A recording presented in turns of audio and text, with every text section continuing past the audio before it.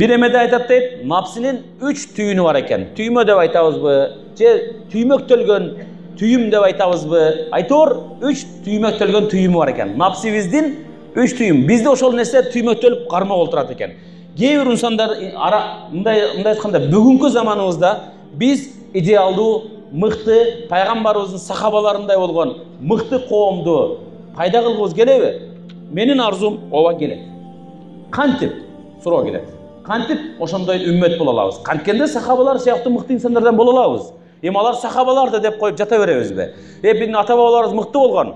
Биздин Тоголок молда атабыз момундай болгон, Жеңи жок атабыз момундай болгон, тарыхтагы Манас атабыз тигиндей болгон деп тарыхыбыз менен мактанып, бүгүн ал нерселердин бирөө да жок болуп өтүп кетебизби? Же бизден кийинки урпакка биз дагы биздин да балдарыбыз, биздин да неберелерибиз, биздин ушул аталыгыбыз, биздин чоң атабыз момундай инсан болгон деген жакшы бир элестерди калтырабызбы деген суроо келет экен. Келиңиздер, бүгүнкү күндүн жашоочусу, бүгүнкү күндүн аманатчысы катарында Алла Таала бизди тандаган болсо, анда мына мекен үчүн, дин үчүн, ыйман үчүн, урпак үчүн келе жаткан аракет кылышыбыз керек. Эмне дегенде, чыныгы момун мусулмандын 2 күнү болот дейт. Бири өзү жашап аткан бүгүнкү өзү үчүн болгон күнү болгон болсо, экинчи күнү дейт, экинчи күнү келечек муун үчүн жашай турган күнү болуш керек.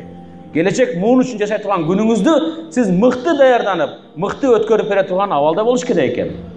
Харун Рашидтин учурунда бир аксакал бак тигип олтуруптур. Бак тигип, жаңы эле бакты тигип олтурса дейт, ошол жерден адамдар өтүп баратып, анан Харун Рашид дагы, падыша дагы өтүп баратып, сурайт экен дейт, аксакал, жашыңыз канчада десе 80ге чыктым. А эмне кылып атасыз?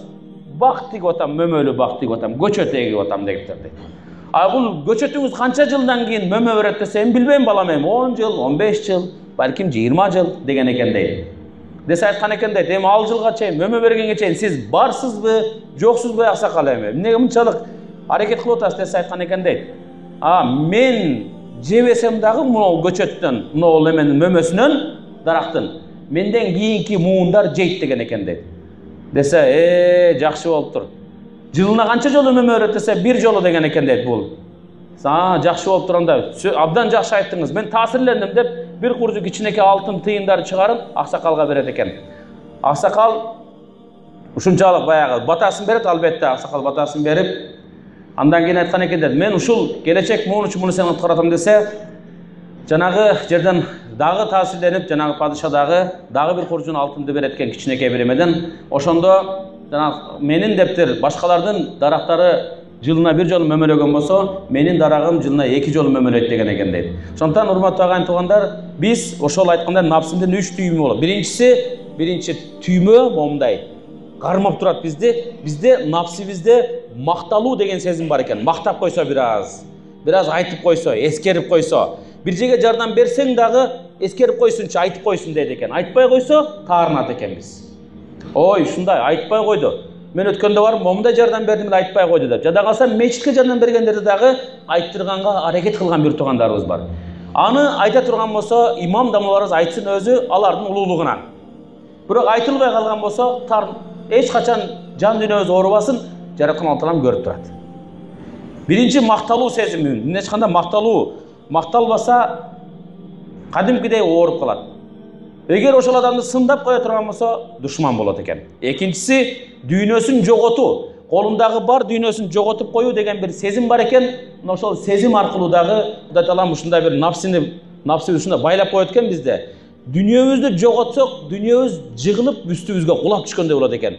Дүйнө жоготуу деген нерсе, эгерде автоунааң урдалып кетсе, Кудай сактасын, үйүң кичине күйүп кетсе, Кудай сактасын, чөнтөгүңдөгү телефонуң жоголуп кетсе, же болбосо акча тыйынын чөнтөгүнөн түшүп калган болсо, инфаркт болуп, инсульт болуп, жыгылып өлүп кеткендер болот бүгүнкү күндө. Айнанайындар, бул дүйнө бүгүн бар, эртең жок, эртеңки нерсе үчүн бүгүн кам көрүн кереги бар? Жок, кыжалат болбоңуздар. Бүгүн жок болсо эртең бар дегендик. Бүгүн бар болуп, жоголуп кеткен болсо эртең бурса кайра берет Кудай Таалам.